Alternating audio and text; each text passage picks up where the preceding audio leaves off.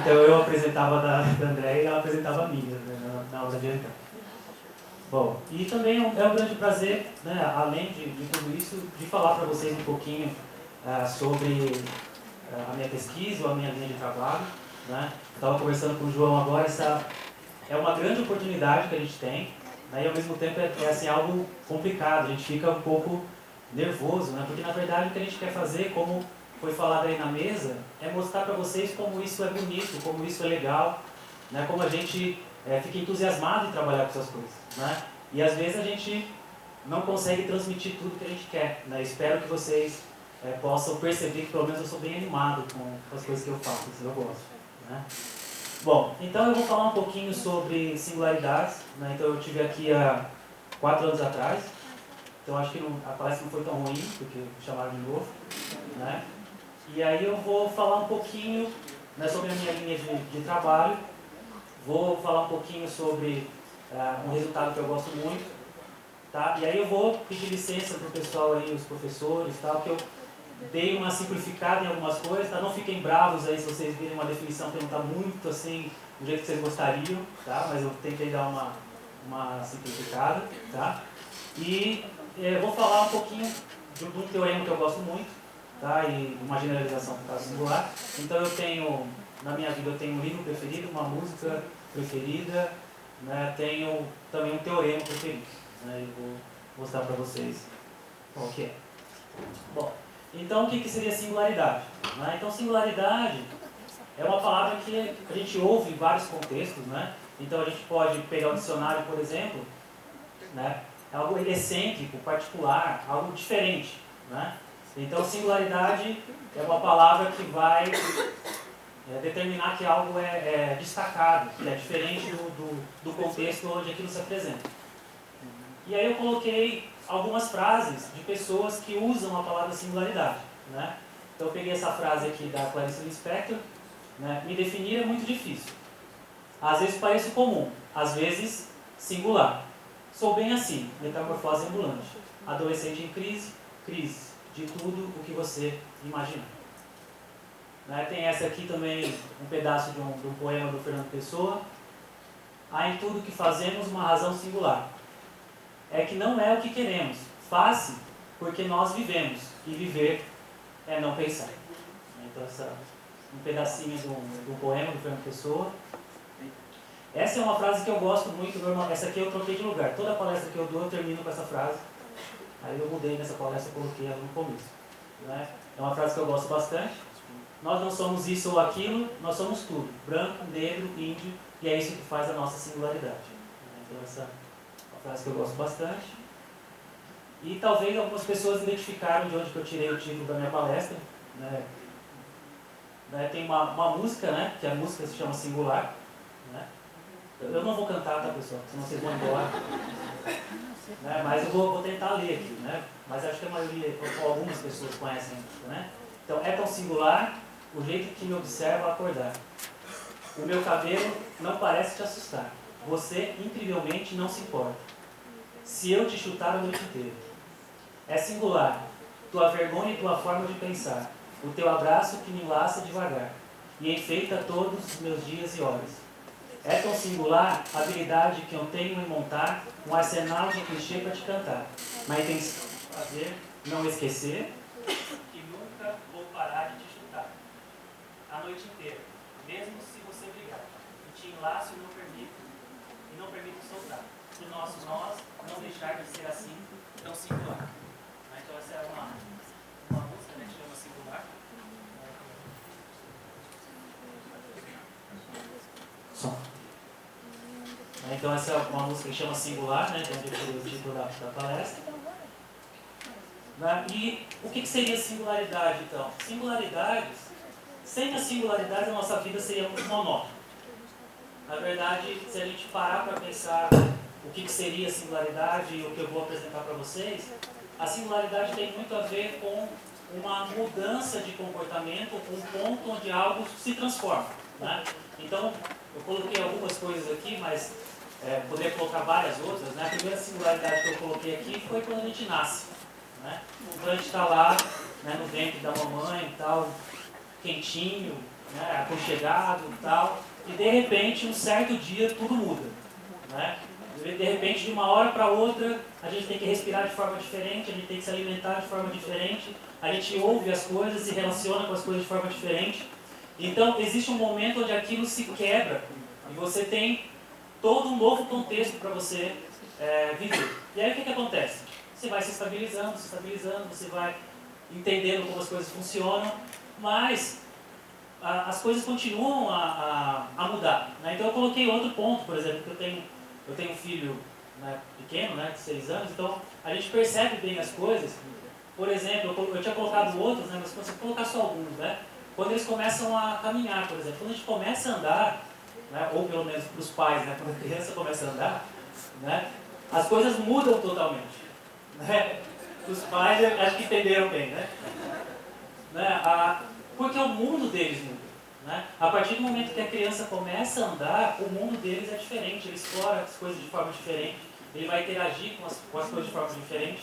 Então aquele momento é um momento singular, é um momento onde ele passa de um estado onde ele só engatinhava e não atingia alguns lugares, se relacionava de forma diferente, para um momento agora onde ele sabe caminhar.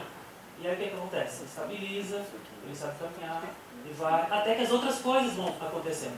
E aí eu coloquei aqui uma, né, por exemplo, o primeiro dia da escola. Né? Então, ou para quem é pai, né, ou para quem aí já todo mundo passou por essa situação.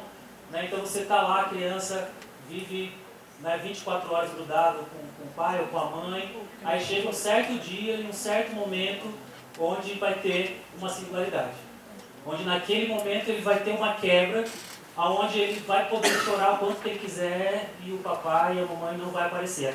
Aquele instrumento que ele já conhecia, né, que se eu chorar, um dos dois aparece, ou os dois, né, não funciona mais. Ele percebe que não adianta. Se ele chorar ali, ele vai continuar chorando, pode aparecer outra pessoa, mas os pais não vão aparecer, e aquele momento é difícil, é um momento singular, e de repente o que acontece? Estabiliza, ele vai conhecer qual é a situação, e a gente continua tendo singularidades. Então, sem singularidades, a nossa vida seria o quê? Algo chato, monótono, sem mudanças. Né? Então, as singularidades, elas vão marcar, né, então, as mudanças que a gente tem na nossa vida.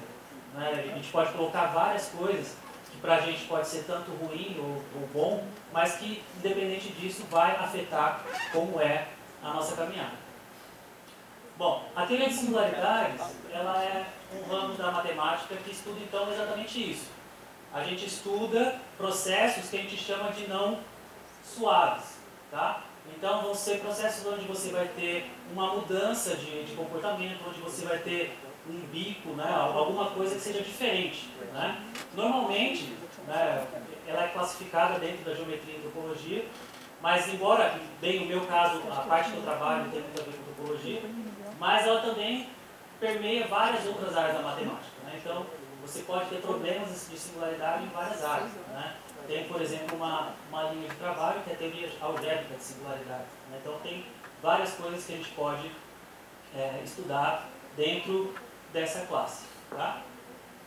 Então, a teoria de singularidades, ela é aplicada, vamos dizer assim, né, em várias situações do nosso cotidiano, né, ou em várias áreas, né, da ciência. Né. Então, por exemplo, né, a gente pode pensar, nesse caso aqui, né, se você pensar na transformação, né, do estado sólido, né, ou líquido, ou gasoso, né, para um líquido, então existe um momento onde isso acontece, existe um ponto onde ele vai passar de um estado a outro.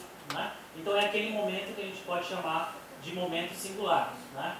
Na robótica, não é muito difícil a gente pensar de aplicações de singularidade, porque se você pensar em um braço mecânico, e se você pensar como você vai programar esse braço mecânico e o que ele tem que fazer, em geral ele vai ter que descrever uma curva, e essa curva ela vai ter que se cortar, essa curva pode fazer bicos. Né? Então se você quer entender esse braço, você vai ter que estudar singularidades.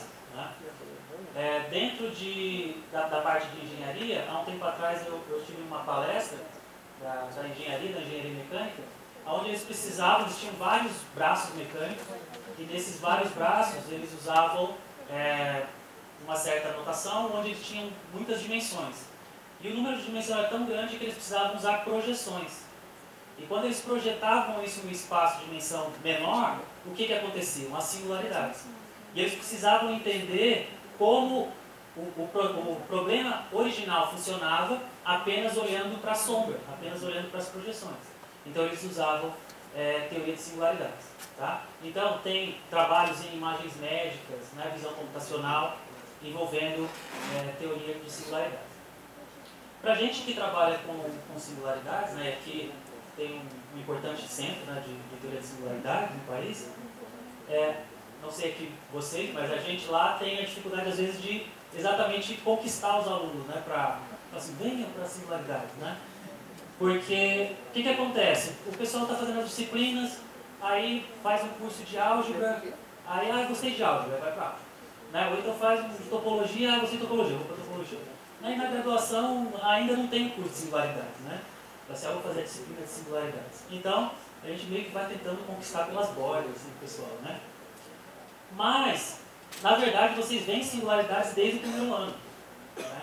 É que não te contam porque querem te conquistar para outras áreas, né? Mas singularidade vocês veem desde o primeiro ano, porque na verdade, tudo isso que eu falei para vocês sobre mudança de comportamento, esse tipo de coisa, você já vê em cálculo 1, né? Quando você vai estudar, por exemplo, problemas de máximo e mínimo. Né?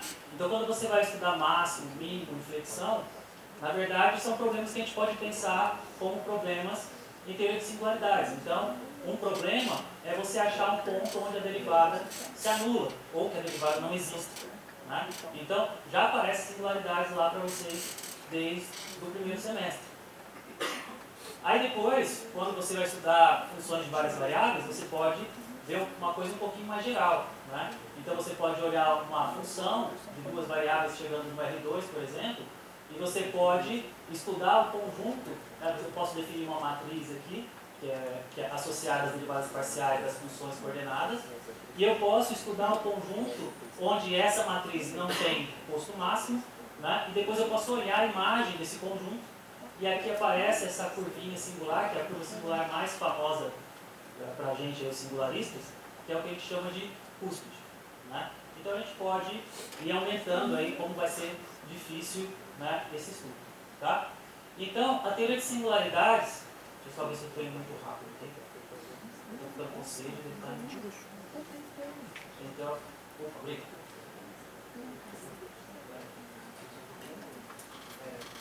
Melhor, senão vai fazer besteira.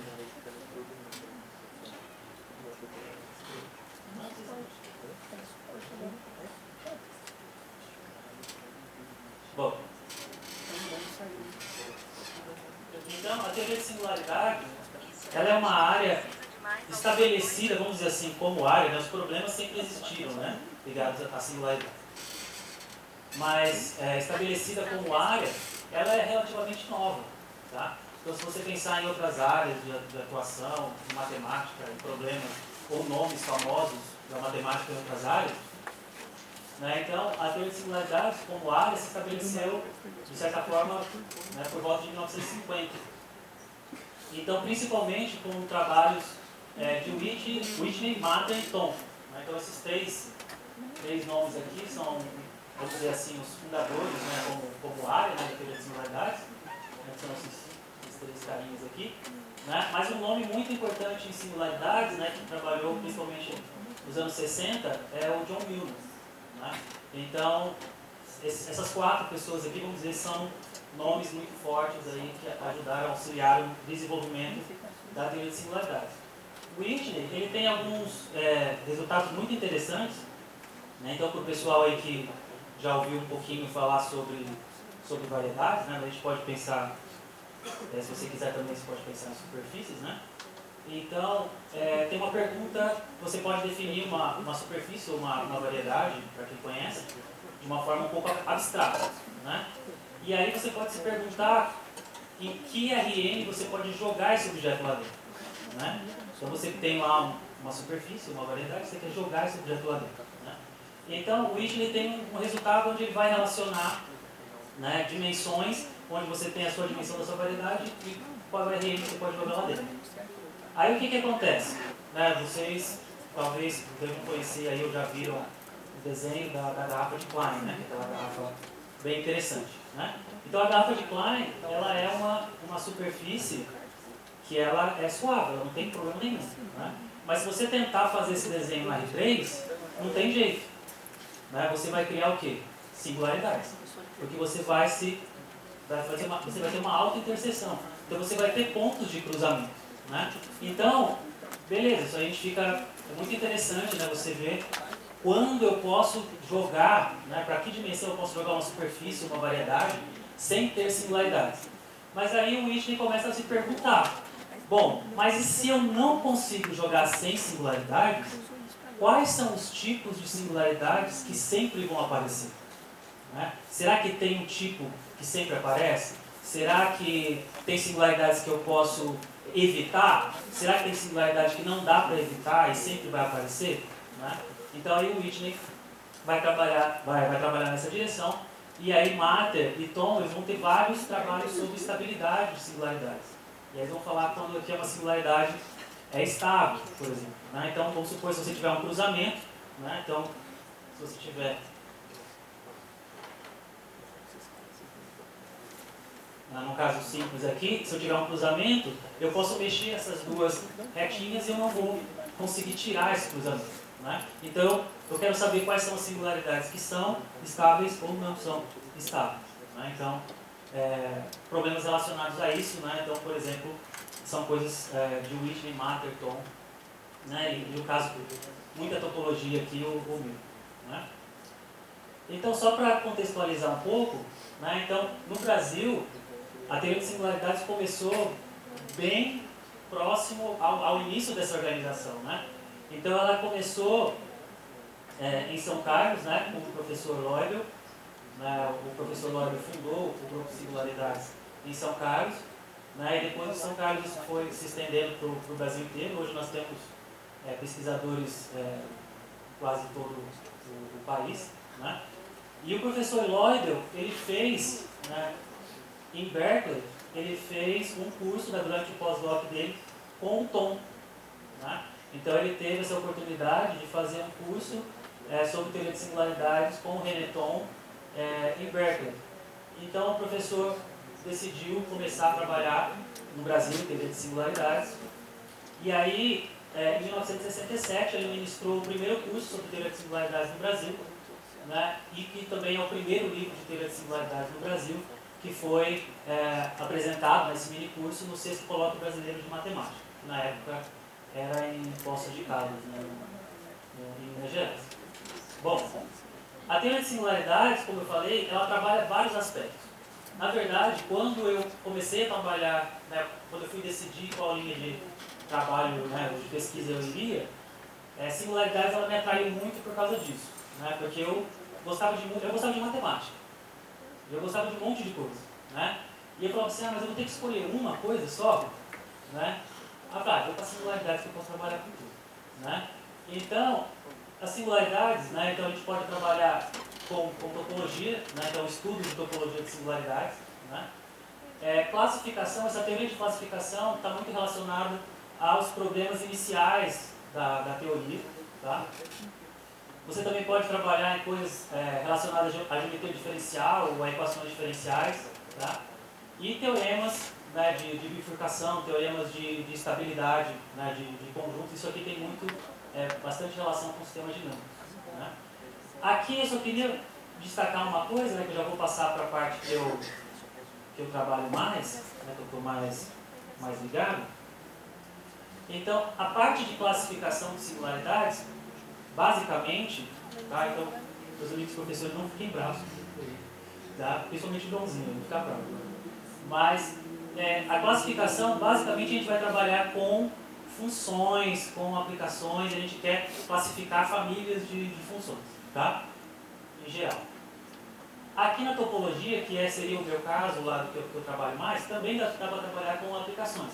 Mas eu estou mais interessado em trabalhar com os objetos que são singulares. Então, com superfícies singulares, variedades singulares, e estudar esses objetos. Então, a teoria de singularidades tem várias linhas de trabalho, várias linhas de pesquisa. Tá? Então, para falar um pouquinho sobre o meu teorema preferido, eu vou falar sobre uma definiçãozinha que eu acho que vocês devem conhecer, né, que é a característica de Euler. A minha esposa, ela tem um irmão de 12 anos, né? E aí um dia ele estava fazendo a lição de casa, né, tal, eu estava na casa do meu sogro, e aí ele estava fazendo um trabalho sobre a característica de Euler. Aí eu falei assim, nossa, João, que legal, né? É isso que eu faço, né? É isso que eu estudo. Aí, nossa, mas isso é muito fácil. Né? Então, a característica de Euler, né? Então, seria aí um invariante, né?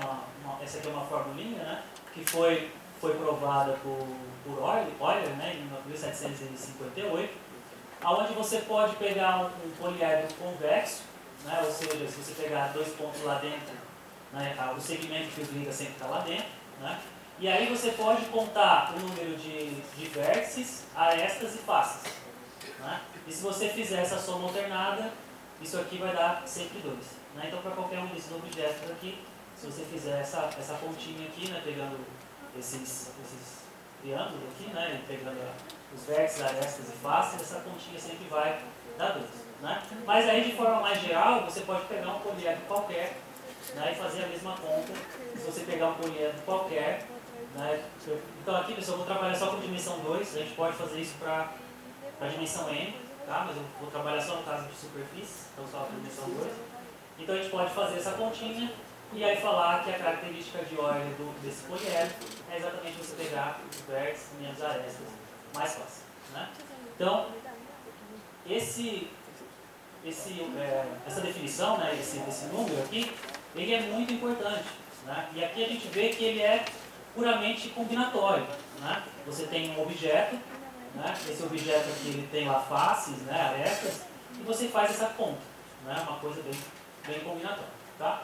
Então, se eu quiser generalizar isso, né, para outras dimensões, né, a gente não vai fazer isso aqui agora, mas só para a gente entender, a gente pode ir generalizando. Tá? E eu começo a trabalhar com objetos que seriam as minhas peças fundamentais. Tá? E as minhas peças fundamentais para eu montar essa superfície, né, essa variedade, a gente vai chamar de simplexo.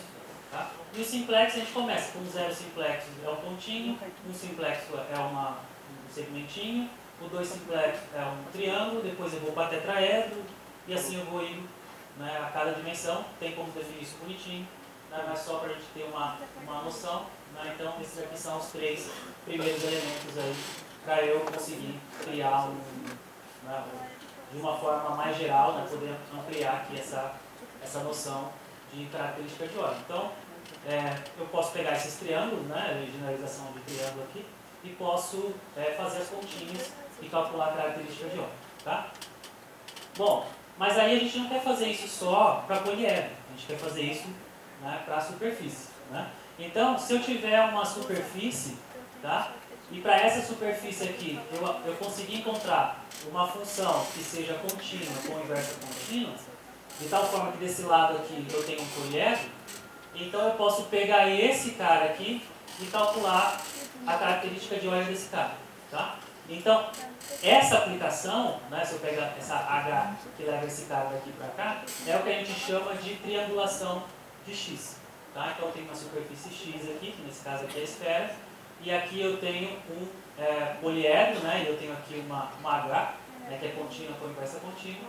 Então isso daqui a gente chama de triangulação, nesse caso aqui, por exemplo, da esfera. Né? Então, com essa triangulação, eu posso definir o que seria a característica de Euler da minha superfície. Né? Mas para isso, eu tenho que ter um resultado, né, um teorema, que diz que se eu pegar duas triangulações, isso não vai mudar, porque eu posso ter uma superfície, e essa superfície pode ter duas triangulações diferentes. Né? Então, esse teorema aqui vai me garantir que se eu tiver duas triangulações da mesma superfície, então as características de Euler são iguais. Né? Então, nesse caso, eu posso definir a característica de Euler da minha superfície como sendo a característica de Euler de qualquer triangulação ou de qualquer poliedro aqui que eu tenho essa aplicação área, tá? Que eu tenho uma aplicação área. Certo? Tudo bem? Até aí tranquilo, pessoal? Beleza? Né? Então esse é o vetor, né? Então, o que eu vou fazer? Eu vou relacionar esse objeto que a gente falou agora, característica de óleo, com campos vetoriais. Tá? Então, estão um pouquinho relacionados com o que eu faço. Tá? Então, pessoal, algumas definições eu vou fazer de forma superficial. Tá? Eu tenho que ter bem rigor, bastante rigor em alguns pontos aí, senão dá para complicar as coisas. Tá? Mas, basicamente, a gente vai trabalhar com objetos singulares, mas que fora de um conjunto pequeno eu tenha uma superfície que seja parecida com uma esfera, um tório, né? Ou seja, eu tenho um espaço tangente bem definido. Tá? Bom, então eu vou falar um pouquinho de campos vetoriais. Então, campos vetoriais, a gente sabe que eles são usados em várias coisas, né? Em várias áreas da ciência. Né? Para mim, eles foram muito importantes, principalmente para explicar para minha mãe o que eu faço. Né? Eu contei isso aqui há 4 anos atrás, né? E quando eu fazia doutorado, né? Então sempre tinha aquele primo, aquele tio, né? Que perguntava assim para minha mãe, mas né, eles me chamam de Júnior, né? O que o Júnior está fazendo? Ele está estudando ainda? Né? Aí a minha mãe, tadinha, ela tinha que explicar, né, que eu estava fazendo doutorado, o que eu fazia. Aí ela falava assim, só sei que eu estudo singularidades. Né? Eu, o que é isso? O que é singularidade? Eu falei assim, bom mãe, faz o seguinte, sabe quando vê meteorologia? Ah, sei, não tem aquelas setinhas lá que aparecem? Fala que é isso que eu estudo. Tá? Aí ela falava, sabe quando tem meteorologia? Tem aquela setinha, é isso que eu estudo. Né? E aí, então campos vetoriais me ajudaram até nessa parte aí. Né? Bom, então os campos vetoriais, né, a gente pode pensar que, por exemplo, o campo magnético, né? Então a gente pode pensar definido em uma superfície. Então eu posso pegar aqui a superfície da Terra, né? Posso pensar que é uma esfera, né? Simplificando aqui, tá? E eu posso definir, né, estudar esse campo em pontos que estão nessa superfície. Tá? E campos vetoriais podem descrever várias outras coisas. Né? Pode ser, por exemplo, aqui a velocidade do vento, né? Pode ser velocidade de correntes oceânicas e assim por diante. Tá? Então, os campos vetoriais, eles são muito importantes no estudo de vários fenômenos físicos. Tá? Beleza. Aqui, pessoal, eu tenho uma definição aqui um pouquinho técnica, mas eu já vou falar aqui como a gente pode meio que entender ou evitar isso daqui, tá? Então, eu quero trabalhar com uma superfície X que ela é suave. Então, eu quero trabalhar com uma coisa que seja parecida com uma esfera, com um tório, alguma coisa nesse sentido, tá? E aí, vocês sabem que se você tem uma superfície, né, que seja uma esfera, um tório, algo parecido, se você chegar a um ponto, você tem um espaço tangente bem definido, certo? Então, esse cara aqui, eu vou chamar, né, vou chamar de fibrado, né, vetorial, fibrado tangente, simplesmente como a união de todos os espaços tangentes. Tá? Então, estou dando um nome para ele, né, eu consigo colocar uma estrutura legal nele, mas só quero falar que isso daqui é a união de todos os espaços tangentes. Tá?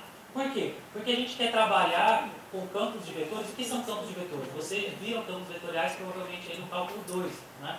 Basicamente são aplicações que você pode pensar de um aberto no R2 no R2, né, onde a cada pontinho lá do seu aberto, né, você associa um vetor da R2. Certo? Agora aqui eu quero trabalhar uma coisa que seja tangente a uma superfície.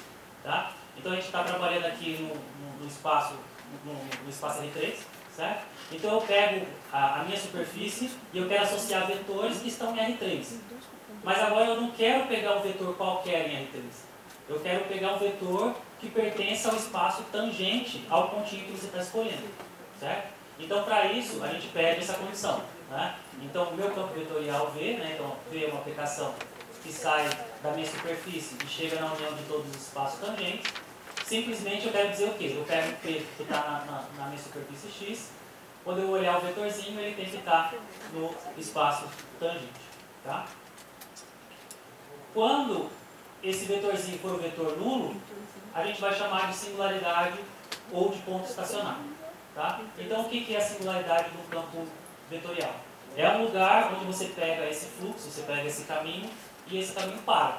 Né? É um pontinho onde você tem a velocidade zero. Tá? Então, quando você está estudando um campo vetorial, basicamente o que a gente quer estudar, né, é o comportamento do seu campo próximo a esses pontos estacionados. Tá? E aí o índice de Poincaré-Hopf é um número que eu consigo associar a essa singularidade, tá? A esse ponto estacionário. E esse índice, ele tem várias informações bem importantes. Eu não vou falar muito sobre isso, porque eu acho que a Thaís vai falar um pouco sobre isso também na quarta-feira. Né? E se eu falar muito, ela briga comigo. Mas é um índice que ele tem algumas informações importantes. Então, se você perturbar um pouco o sistema ali, a soma dos índices lá não muda, mesmo que apareça mais singularidades ou menos singularidades, esse índice ele vai de certa forma se preservar. Mas, além disso, né, eu gosto muito desse índice porque através de um teorema, que é o teorema de Poincaré-Hopf, a gente consegue conectar o estudo de campos de vetores, que está associado a campos tangentes em uma variedade suave, com a topologia algébrica, né, ou vamos dizer assim, a parte combinatória, que seria estudar uma superfície simplesmente como sendo um poliedro. Né? Então, quando eu vejo isso, assim, eu fico maravilhado, porque de um lado você tem uma estrutura diferenciável, que a gente sabe que, né, a gente sofre, né, com os epsilon, os deltas da vida, né, para ver como esse negócio é difícil, né? E o meu cunhadinho de 12 anos já estava calculando a característica de óleo. Né? Então a gente vê como conectar essas duas coisas é poderoso. Né? Então por isso que é o meu teorema preferido. Né? Então essa união, né, ou essa ponte, ela é possível por causa do teorema de Poincaré-Hopf. Né? Esse aqui é o Poincaré-Hopf, né? Onde o Poincaré fez exatamente por causa de superfície, né? E o Hopf depois ele generalizou isso para as demais dimensões. Tá? Bom, então o que acontece, pessoal? Eu tenho um ponto, esse ponto, por exemplo, aqui eu estou pensando no plano, tá? E aqui eu tenho um campo vetorial. Então o que é um campo vetorial no plano? Eu tenho um abertinho, e aqui nesse abertinho, para cada ponto eu associo um vetor. Certo? Então aqui eu vou falar que, por exemplo, esse ponto A é um ponto estacionário ou uma singularidade. Tá? Então quer dizer o quê? Que o meu V nesse ponto aqui, ele se anula. Né? É um vetor nulo. E eu vou assumir que perto aqui não tem outra singularidade. Tá? Que é o que a gente chama de singularidade isolada. Tá? E aí eu quero fazer o quê? Eu quero estudar qual que é o comportamento do campo perto desse ponto. Certo? Então o que a gente faz? A gente faz o seguinte, a gente fixa uma orientação para essa circunferência aqui, a gente fixa uma orientação, e eu posso olhar esses vetorzinhos aqui, eu posso definir uma aplicação que vai chegar numa S1, por exemplo. Como que eu posso fazer isso? Para cada ponto aqui, eu pego esse vetor e normalizo ele. Certo? Então com isso, eu vou conseguir andar em cima desse conjunto e vou definir uma aplicação que vai sair daqui e vai chegar no S1. E aí eu vou definir um índice. O índice vai ser um número. E qual que vai ser o número? Se eu der uma volta por aqui, né? Então se eu andar por aqui, e quando eu olhar S1 também der uma volta, então eu falo que esse índice é 1. Se eu andar por aqui e esse cara voltar para trás, eu falo que esse índice é menos 1. Se eu andar por aqui e esse cara aqui der 2 voltas, então eu falo que esse índice é 2. Certo? Então, nesse caso, né, que eu tenho esses 3 exemplos que eu falei, então eu consigo definir essa aplicação, certo? E para esse pontinho aqui, eu consigo associar um número. Então eu falo que o índice de Poincaré-Hopf desse campo, nesse pontinho A, nesse caso é 1, nesse caso aqui é menos 1, né? Eu vou andando para lá, o meu campo vai andando para o lado contrário. Né? E esse aqui é 2, esse aqui eu ando com o dobro de velocidade. Aqui eu já dei uma volta, né? Ó, esse cara aqui é igual a esse, né? Que eu estou dando mais 1, e depois aqui eu vou e volto de novo para lá. Né? Então eu consigo dar 2 voltas. Então, pessoal, para definir esse índice no caso geral, né, então eu preciso um pouquinho estudar um pouquinho de estrutura, falar um pouquinho de valor regular e tal, mas aqui, para o que a gente está fazendo hoje, isso aqui já é o suficiente. Tá? Então, basicamente, o que é? Eu quero saber, dando uma volta aqui, o que acontece do outro lado. Se eu também dou uma volta, dou duas, dou uma volta para o outro lado, e assim por diante. Tá? E com isso, pessoal, tem esse teorema, que é o meu teorema preferido, né? Que é o teorema de Poincaré-Roch, que desse lado aqui, a gente tem uma, para a gente hoje é uma superfície, mas esse teorema é para velocidades, tá? Então eu estou pegando uma superfície e eu pego, por exemplo, uma triangulação desse cara, tá? Calculo a característica de Euler, e aqui do outro lado eu pego um campo de vetores, eu olho as singularidades desse campo, os pontos estacionários, aí eu pego para cada pontinho o índice de Poincaré-Roch, e aí depois que eu pego cada pontinho, eu somo esses índices e esse lado esquerdo é igual ao lado direito. Tá? Então, se eu tiver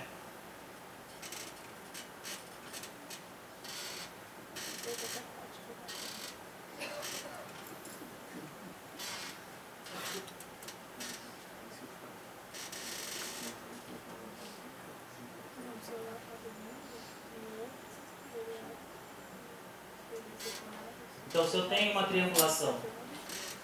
triangulação, de uma superfície, né, eu posso pegar o campo, ver o campo vetorial aqui tangente, eu posso olhar quais são as singularidades, desse lado aqui eu calculo os índices, somo esses índices, e isso vai ser igual a calcular a característica de Euler desse objeto. Né? Então, esse aqui meu cunhado faz e essa conta eu faço. Aí depois quando a gente termina, a gente vê que os dois chegaram no mesmo número. Né? Então, essa passagem, né, ela é muito brusca. Né? Por quê? Porque esse lado aqui você não envolve nada da geometria assim, né? E esse lado aqui, fortemente, você precisa de elementos aí para estudar isso daí com diferenciabilidade. Tá? Então, esse teorema grande aqui é só para falar, porque no final ele vai ser importante. Então, esse teorema, ele é para superfícies sem borda, tá? Ou variedades sem borda. Mas eu posso pegar uma superfície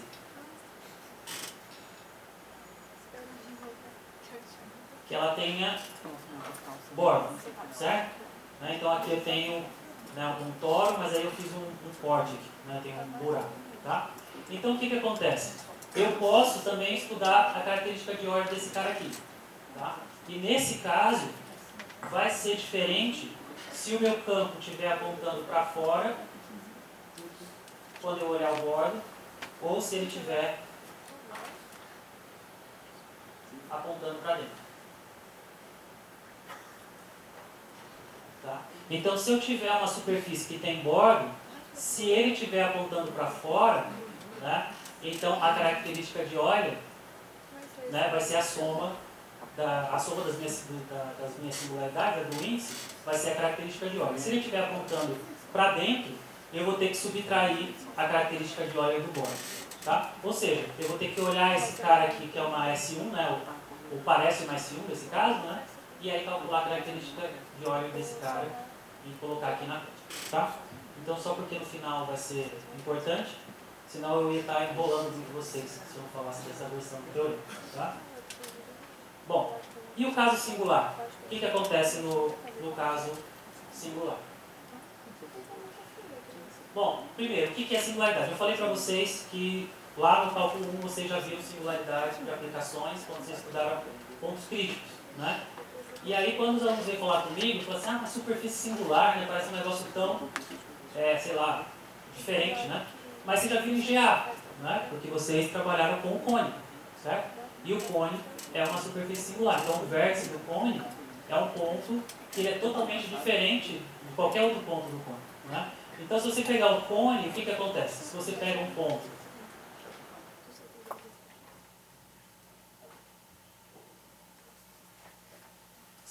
um ponto aqui que não é o vértice, então o que a gente consegue fazer? A gente consegue pegar uma tesoura, cortar esse pedacinho aqui, abrir na mesa, certo? E isso é parecido com um pedacinho do plano, certo?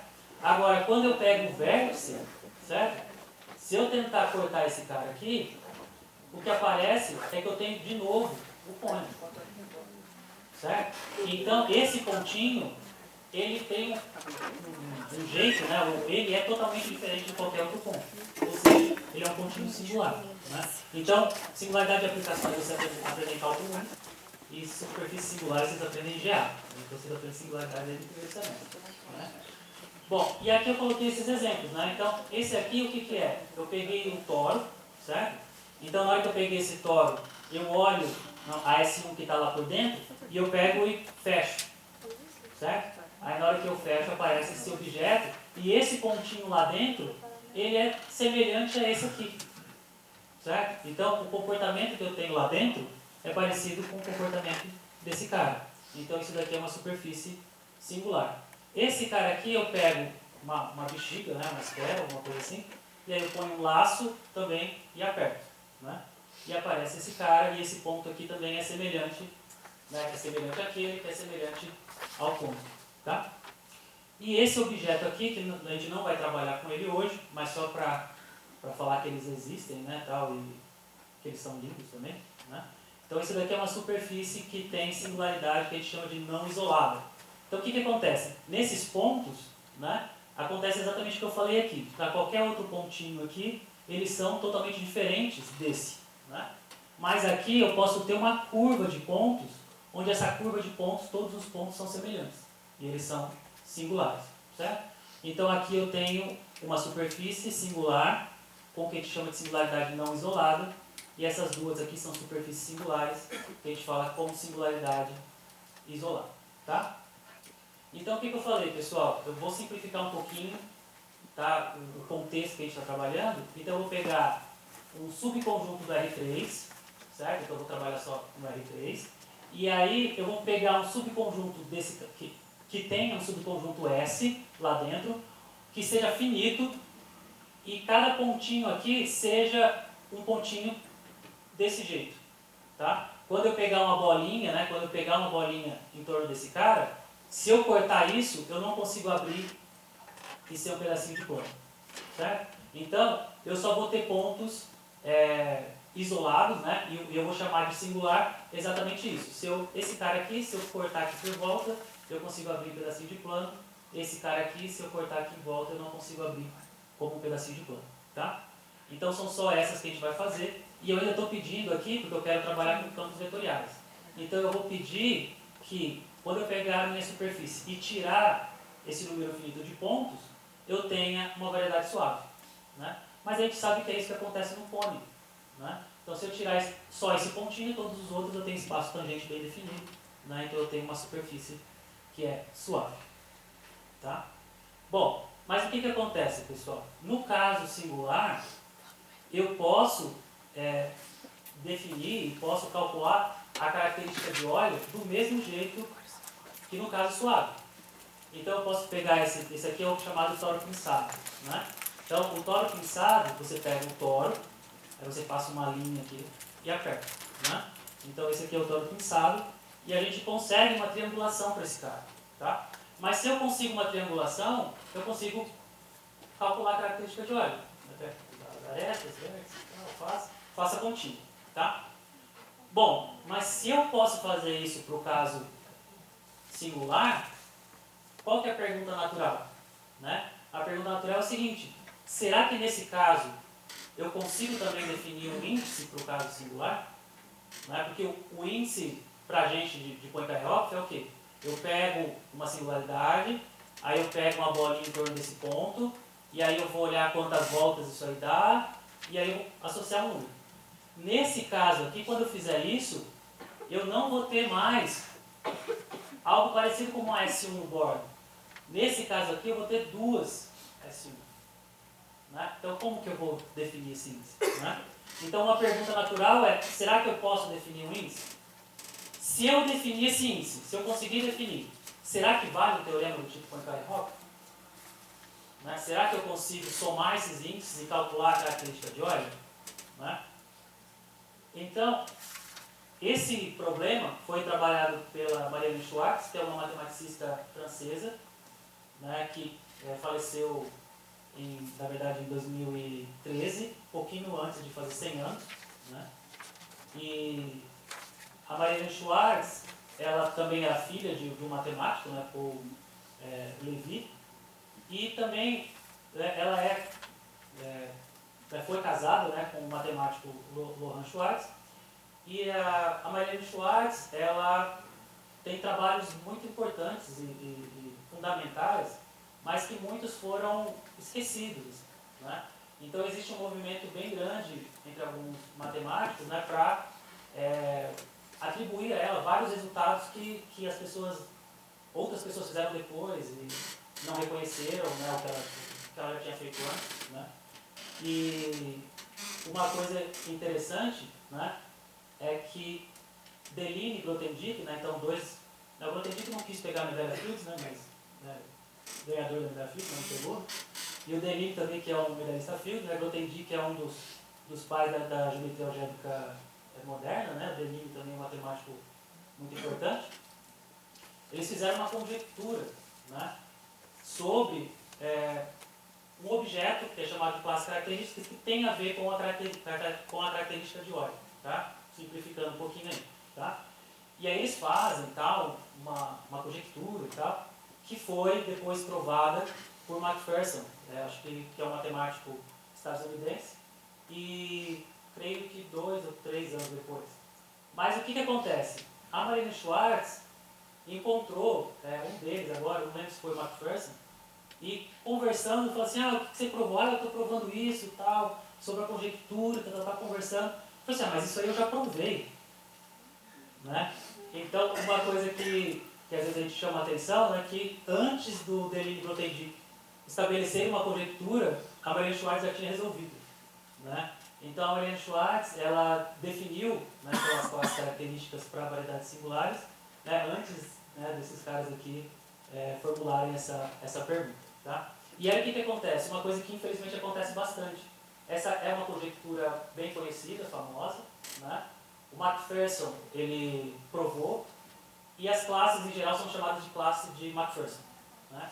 Então muitas pessoas, né, têm tentado chamar isso de classe de Schwartz-McPherson, têm tentado ligar o trabalho da Marianne Schwartz a essa conjectura. Né? E a Marianne Schwartz, então, ela tem várias contribuições importantes. A Marianne Schwartz, ela viveu em um período bem complicado, né? Então eles eram judeus, né? Marianne Schwartz e o Lohan Schwartz, então foram muito perseguidos. Né? A Marianne Schwartz tem um artigo numa revista francesa, né, importante, e um pouco depois dela publicar, né, foi proibido que judeus publicassem nessa revista. Né? Então foi um período muito, muito difícil. Né? E, só falar mais uma coisa, né? Aos 80 e poucos anos, alguns matemáticos se reuniram, né, e ajudaram a Marianne Schwartz a escrever um livro. Né? Então ela já tinha um livro, né, anterior, mas já aos 80 anos ela lançou um livro, né, com a ajuda dessas pessoas, até para divulgar o trabalho dela. Né? Bom, então o que acontece, pessoal? Eu vou me motivar aqui pelo desenho. Tá? Então, se eu pegar uma superfície que é uma superfície singular, então eu peguei aqui o tórax pensado de novo, então fora desse ponto, eu estou pensando que qualquer pontinho aqui tem espaço tangente. Se qualquer ponto tem um espaço tangente, então usando aquilo lá que a gente falou no começo, eu consigo definir o que é um campo vetorial tangente aqui. Certo? Aí por isso que eu estou no caso de singularidades isoladas, porque aí simplifica bastante a minha situação. Como eu tenho esse pontinho aqui, que é um pontinho singular, o que eu vou fazer? Eu vou obrigar o meu campo de vetores se anular aqui. Então eu vou falar que o meu campo vetorial em A tem que ser o vetor nulo. Certo? E aí eu posso, por exemplo, ir diminuindo, né, esses vetores aqui de tamanho, né, indo para zero o tamanho deles. Então eu consigo um campo vetorial que vai ser tangente aqui fora desse ponto, né, e quando eu chegar nesse cara aqui seja zero. Tá? Então, se eu controlar isso bem, eu consigo fazer isso de forma contínua. Tá? Então, eu consigo definir um campo vetorial em uma variedade singular, né, se, quando eu estiver fora daquele conjunto S, né, que é o conjunto das singularidades isoladas que a gente definiu antes, o vetor está aqui no ponto, o vetorzinho está no espaço tangente, né, porque ele está bem definido nesse caso, né, e se eu pegar um pontinho que está em S, então esse cara tem que ser zero. Tá? Eu consigo definir essa aplicação como sendo uma aplicação contínua, e aí eu posso então me perguntar, se então eu consigo definir um índice. Tá? Então a Maria Schwartz, ela trabalhou com um caso específico de campos de vetores. Então, ao invés de ela trabalhar com um campo qualquer, ela trabalhou com campos vetoriais que, quando você pegasse uma singularidade isolada, tá, que é o caso que a gente está trabalhando aqui, esse campo ele tinha que apontar para fora. Tá? Então, esse campo é chamado de campo radial. Então, o campo ele é radial se, quando eu olho para esse pontinho aqui, e para, né, qualquer vizinhança pequena, né, suficientemente pequena, o meu campo está sempre apontando para fora. Tá? E aí a Maria Schwartz, ela trabalhou, né, com esse tipo de campo. Tá? Então, eu tenho um pontinho aqui, que é o pontinho singular, e aí eu tenho esse campo apontando para fora. Bom, aí o que acontece, pessoal? Eu tenho, né, essa noção, né, de campo, e aí ela associou um índice. Ela falou o seguinte: se o meu campo for radial, né, em relação a esse ponto singular isolado, eu vou falar que esse índice vale mais 1. Tá? Então faz sentido, porque isso aqui é parecido com o que aconteceria numa bola, e aí ela definiu como sendo mais 1 aqui nesse caso. Tá? E aí o que acontece? Eu quero definir agora um índice para um campo qualquer. Né? Porque aí esse campo está muito preso a essa condição de ser um campo radial. E se ele não for radial, né, eu não consigo trabalhar? Né? Então, tem uma definição que foi dada por Trotman e King, que são dois matemáticos ingleses, que está baseado na ideia da Maria Schwartz, e eles deram o nome de índice radial, o índice de Schwartz. Então, eu pego um campo, e esse campo ele pode ser de qualquer jeito aqui nessa bordinha aqui, tá? Ele pode ser de qualquer jeito. E aí o que eu faço? Eu venho aqui dentro, faço outra bolinha, aí quando eu faço a interseção, eu ponho um campo radial aqui, certo? E aqui eu isolei esse ponto, que é um ponto singular. Esse ponto que eu isolei, pela definição da Maria Schwartz, vai valer mais 1. E aí eu uso a teoria, né, e aqui eu tenho que usar a parte de característica de óleo para a superfície com bordo, né? Por isso que eu falei que senão eu estava enrolando vocês, né? Eu consigo estudar essa fatia aqui, essa coroa, né, esse cilindro, e eu posso estudar só usando a teoria de uma variedade suave com bordo. Tá? E aí eles definem o índice radial, ou índice de Schwartz, como sendo 1 mais a soma do que acontece aqui. Tá? Certo? Então, essa distância, essa diferença aqui, é a soma desses índices, tá? Essas bolinhas verdes aqui. Né? Então, o índice de Schwartz ele vai ser 1 mais a soma daquelas singularidades, dos índices daquela singularidade. Tá? E aí tem o teorema da Mariani-Schwartz, que na verdade a Mariani-Schwartz provou só para o caso radial, tá? E aí o Trotman e o King provaram para o caso geral, usando as ideias da Mariani-Schwartz, que se eu pegar o índice da Mariani-Schwartz e eu somar todos os índices nos pontos que são singulares aqui, né? Nesse caso nosso, com singularidade isolada, e somar os índices da parte que é suave, tudo isso vai dar a característica de óleo. Né? Então, se eu pegar o tório pinçado, por exemplo, e pegar o índice, que eu vou trabalhar o índice da Mariani-Schwartz, e eu somar esses índices, eu recupero a característica de óleo.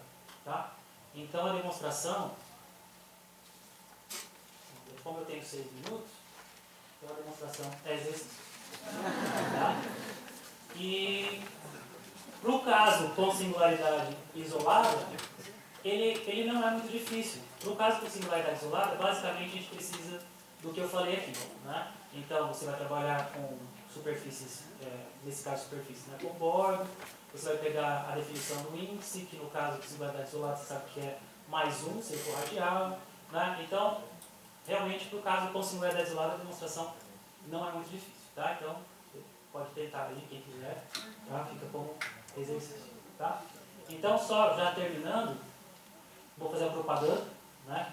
Então 2020 vai ser um ano singular no Brasil. Né? Então, o grupo de singularidades do Brasil está chamando 2020 de ano das singularidades. Né? E a gente vai ter vários eventos. Tá? Então, o primeiro que vai acontecer nós vamos ter um programa temático de singularidades no IMPA. Tá? Então, janeiro, fevereiro e primeira semana de março, nós vamos ter, durante 2 meses, eventos de singularidade. E nós vamos começar com... A gente vai começar com esse encontro, né, que vai ser um encontro panoramas e singularidades. Então, a ideia é exatamente apresentar várias linhas de trabalho em teoria de singularidades. Esse evento vai ser em janeiro. Tá? E a gente vai fechar o programa na primeira semana de março com um evento em teoria algébrica de singularidades e também voltado para jovens pesquisadores em teoria de singularidades. Tá? E durante esse ano a gente vai ter eventos em vários lugares, na UFC, lá no Ceará, na UEM, Maringá, lá no Paraná. Nós vamos ter uma escola SIMPA, tá, em São Carlos, que vai ser uma escola de 2 semanas sobre teoria de singularidade, vários mini-cursos. Nós vamos ter também um workshop de singularidades, né? E nós vamos ter também em BH, né, um evento mais ou menos fechando aí o ano de singularidades, também que vai ser um encontro mineiro de singularidades. Tá? Então nós vamos ter vários eventos aí no ano 2020. Vai ser um ano realmente singular. Tá? Eu queria agradecer a oportunidade.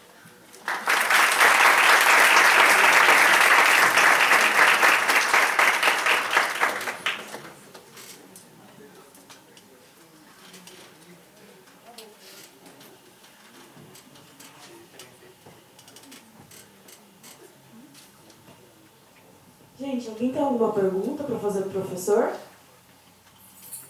Não? Então vamos... Opa! Oi, moça! Vai me pegar, quer ver? Uma curiosidade, se tem algum estudo para quando a singularidade não é isolada? Tem. Na verdade, a Marlene Schwartz ela faz isso por caso geral. Né? Ela faz por caso... Só que o caso geral ele é realmente muito complexo. Né? Ela cria um processo que ela chama de processo radial, né? Onde a ideia inicial é exatamente essa. Você pega, a gente chama isso, né, assim, o pessoal, né, professores conhecem, mas a gente chama de estratificação. Você pega um objeto singular e você corta em pedacinhos, e cada pedacinho que você corta tem que ser uma coisa suave. Né? Então você pega um objeto que tem, por exemplo, um cruzamento, e aí você decompõe em pedacinhos. Se você tiver 2 planos que se cortam, pega as folhas desse plano e pega a reta, por exemplo. Então cada pedacinho é suave. Então ela pega esse campo e ela começa lá nos pontos de singularidade isolada. E aí ela começa estendendo do jeito que eu fiz aqui, radial. Só que já para o próximo passo, ela vai ter que subir para uma coisa que tem mais dimensão. Aí quando ela vai subir, não é só radial, né? Eu tenho que fazer uma construção.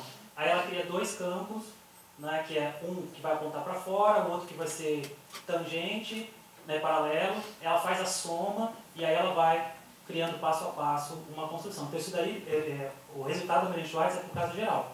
Né, qualquer variedade singular, né, é que o caso com singularidade isolada, em particular, é muito simples de você demonstrar. Né, mas o caso geral ele é bem complexo. Mais alguma pergunta? Vamos agradecer mais uma vez a presença do professor. Muito obrigada, professor. A gente volta às 2 com a mesa redonda do PIBID, tá? Muito obrigada.